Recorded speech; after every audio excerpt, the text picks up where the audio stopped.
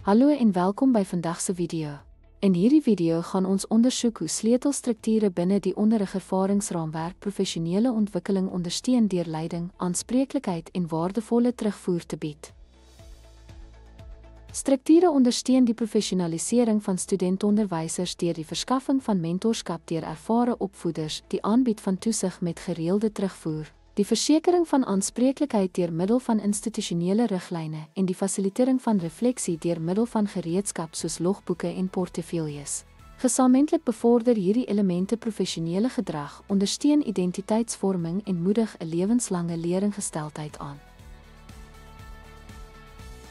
Dankie dat jy ons video gekyk het oor hoe onderrigervaringsstrukture professionele ontwikkeling ondersteun. Hierdie stelsels speel 'n belangrike rol in die vorming van selfversekerde, reflektiewe en professionele opvoeders.